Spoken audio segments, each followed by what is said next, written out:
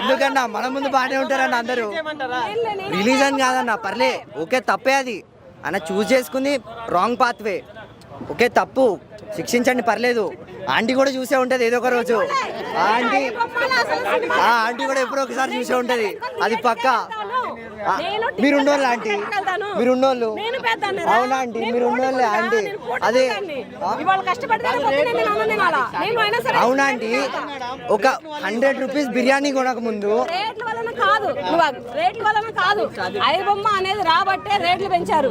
ఐబొమ్మలు ఇటువంటి రాకపోతే మళ్ళీ రేట్లు దిగుకుంటూ వెనక్కి వెళ్తాయి, మళ్ళీ దిగుకుంటూ వెనక్కి వెళ్తాయి, వెళ్లకుండా ఏమీ ఉండవు.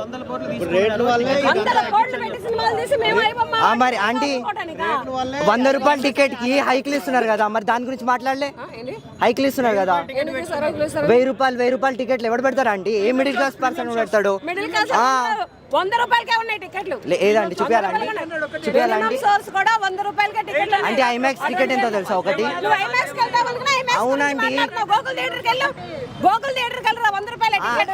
మెడల్ తెగేసా అంటే ఏం లేదు, ఇట్లా ఉంటే ఎవరు చూస్తారా అండి? 50 రూపాయలు అన్న, 100 రూపాయలు పెట్టి బిర్యానీ తింటారా? 100 రూపాయలు పెట్టి ఓటీటీ తీసుకుంటారా? 100 రూపాయలు పెట్టి బిర్యానీ తింటారా? 100 రూపాయలు పెట్టి ఓటీటీ తింటారా?